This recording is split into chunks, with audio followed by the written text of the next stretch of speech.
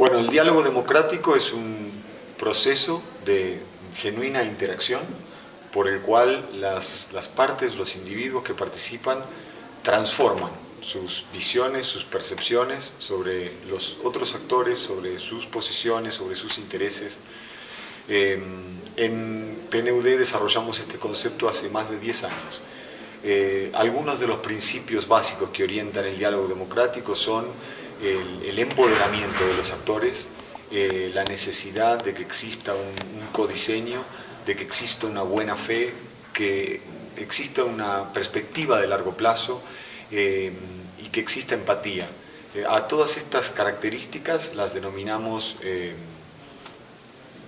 enfoque dialógico. El enfoque dialógico, ¿no? Es una serie de actitudes y de principios que deben regir el proceso de diálogo democrático. Hay también una parte dura, si se quiere, o procesal, que tiene que ver con las 4 etapas que identificamos en un proceso de diálogo democrático. Mi colega probablemente hablará de eso, pero además de estas 4 etapas nos hemos dado cuenta en años de práctica y a partir de la interacción con las comunidades de práctica, como esta aquí en Bolivia, que es muy poderosa y tiene importantes referentes en el campo del diálogo, que todo cuenta en un proceso de diálogo, que es muy importante desde el primer momento, desde el mapeo inicial hasta la convocatoria, la lengua en la que el diálogo se lleva adelante, la facilitación, el lugar, la duración, la definición precisa del tema, la modalidad. Hay diálogos complejos que requieren que se trabaje en comisiones, como hemos visto en procesos recientes, o más bien en plenarias, de manera que lo que hemos venido a discutir, a compartir, a reflexionar, tiene que ver con estos principios que orientan el diálogo democrático como metodología social para la construcción de consenso multiactor, y también esta parte más dura y procesal de la que muchas veces, si no se tiene en cuenta, puede atentar contra el proceso de diálogo.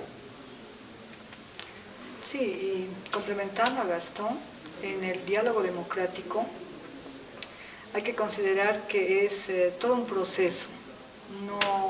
No es como usualmente a veces concebimos el diálogo, vemos un grupo de personas en una mesa y decimos están dialogando. El hecho de pensar en el diálogo democrático contempla pasos dentro de un proceso. Y este proceso puede tener en sí otro tipo de métodos o formas que van a hacer a este diálogo. Cuando hablamos de un proceso, esto implica que tenemos 4 etapas. Una primera etapa exploratoria, que a su vez tiene 2 momentos, que nos va a dar la luz de que si las condiciones están dadas para que podamos pensar en el diseño de un proceso de diálogo o en un proceso de diálogo en sí, y a partir de aquello ya entramos en el codiseño, que es la segunda etapa. Lo llamamos codiseño, que bueno, es el diseño, pero el diseño entre las partes que van a participar del diálogo. Luego tenemos ya la implementación de este diseño en los momentos que hemos elegido, y finalmente una etapa que es de seguimiento, porque también se ha identificado a través de la experiencia que generalmente suelen quedarse las implementaciones de procesos hasta el momento de la realización, y a veces no necesariamente se considera la parte de seguimiento. Entonces, para que este proceso quede completo, tiene que pasar también y transitar por la fase de seguimiento para darle continuidad a todo lo que se ha venido realizando. Podría agregar como parte de las definiciones conceptuales que se han hecho durante estos últimos años, que algunas diferencias que existen entre, por ejemplo, el diálogo y el debate, o el diálogo y la negociación, y que las hemos estado aquí refrescando con los colegas de la Comunidad de Práctica de Bolivia. En una negociación el objetivo principal es lograr un acuerdo, lo que se persigue es el acuerdo. En un diálogo lo que se persigue es transformar relaciones humanas que están bloqueando el desarrollo, la consecución de objetivos. En un debate, quizá el caso paradigmático son los debates en campaña electoral, uno tiene la sensación de que ambas partes saben lo que el otro va a decir. Es decir, que existe poca escucha activa. En un diálogo la actitud es de acudir con genuina curiosidad para ver qué es lo que la otra parte siente. En general, en los debates no aparece información nueva. La información es la que hay y las partes utilizan esa información para intentar imponer un criterio o una posición que se presume más fuerte que la otra. En un diálogo, en general, entendido como lo entendemos nosotros, suele aparecer información nueva, porque hay una presunción, como planteaba William Isaac, que hay una tercera posición en el ambiente, flotando, escondida en algún lugar, pero que hay que encontrarla, que es mejor a la posición de la parte 1, digamos, de la parte 2 o de la parte 3, si fuera un diálogo multiactor. De manera que la definición que ellos hacen es que este especialista hace es que el diálogo es el arte de pensar juntos, de manera que hay que confiar en la posibilidad de que de esa sinergia, de esa escucha activa y de esa interacción surja una solución creativa a problemas complejos.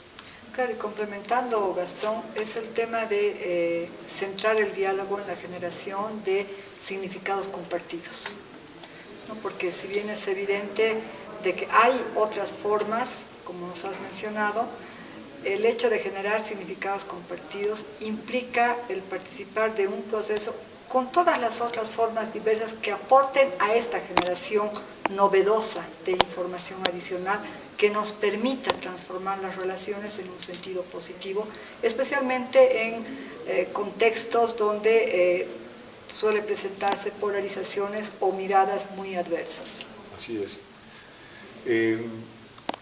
Quizá podríamos decir alguna cosa sobre los tipos de diálogos. Se ha hecho un esfuerzo por parte de algunos investigadores para intentar clasificar los tipos de diálogo que hay.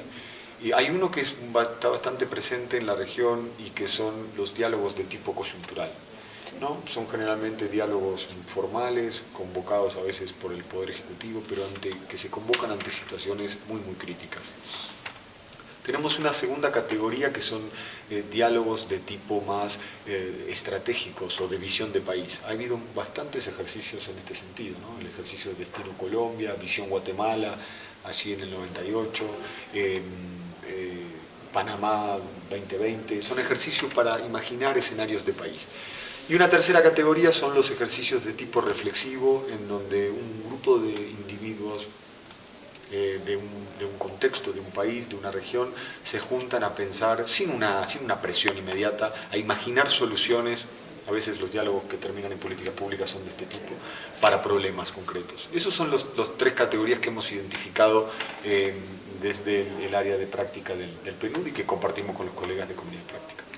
Sí, otro elemento importante dentro del trabajo que hemos tenido en estos días es principalmente que para trabajar diseños de proceso, para trabajar diálogo, existe un conjunto de herramientas que nos ayudan. Aparte del proceso, del diseño, del método, también hay herramientas que nos van a aportar.